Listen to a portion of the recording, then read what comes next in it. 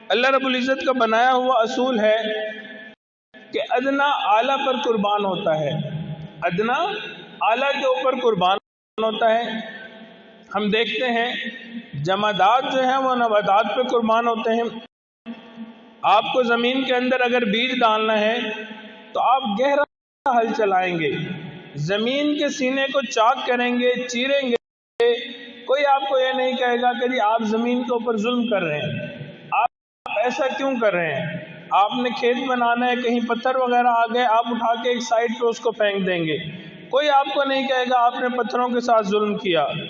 زمین پہ اتنا گہرا حل کیوں چلایا؟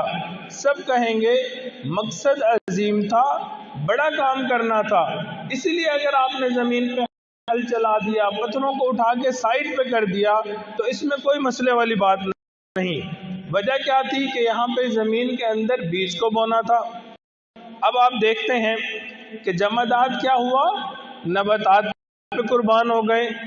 اب آپ زمین کے اندر وہ بیج ڈالتے ہیں تو جمادات نباتات کے لیے قربان، اور جب وہ بیج بڑا ہوتا ہے، ایک خوبصورت فصل بن جاتی ہے، آپ اس فصل کو کاٹ لیتے ہیں اور کاٹ کے آپ کے ہاں جو جانور ہوتے ہیں آپ ان کو وہ چارے کے طور پہ دیتے ہیں۔ اب وہ حیوانات جو ہیں وہ اس چارے کو کھا رہے ہیں، تو نباتات حیوانات کے اوپر قربان، جمادات قربان ہوئے نباتات پہ۔ اب نباتات قربان ہوئی حیوانات پہ۔ کوئی نہیں کہے گا اور جی اتنی خوبصورت فصل تھی، لہلہاتی ہوئی تھی، پیاری لگتی تھی، آپ نے اسے کاٹ دیا اور جانوروں کو کھلا دیا۔ آپ کہیں گے بھی مقصد یہی تھا، فصل کا مقصد ہی جانوروں کو کھلانا تھا، ہم نے اس کو کاٹ دیا، جانوروں کو کھلا دیا، اب جو ہے لوگ خوش ہوں گے۔ اب جانوروں نے وہ چارہ کھا لیا تو نباتات کا حیوانات سے اعلیٰ ہونے پر قربان ہو گیا۔ اب انسان کو ضرورت پڑی تو انسان کیا کرتا ہے؟ بکری کو لیتا ہے، اس کو ذبح کرتا ہے، اس کا گوشت کھانا شروع کر دیتا ہے۔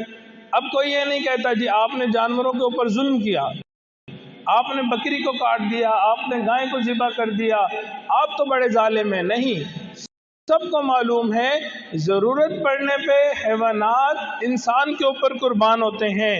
اور اللہ رب العزت کی شان، اللہ رب العزت نے بتایا نباتات جمادات نباتات پہ قربان، نباتات حیوانات پہ قربان، حیوانات انسان پہ قربان، اور یہ انسان رب رحمان کے اوپر قربان۔ تو مقصد زندگی یہی ہے، قل ان صلاتی ونسکی ومحیای ومماتی للہ رب العالمین، کہہ دو بے شک میری نماز، میری عبادت، میرا جینا، میرا مرنا سب کچھ اللہ کے لیے ہے جو تمام جہانوں کا پروردگار ہے۔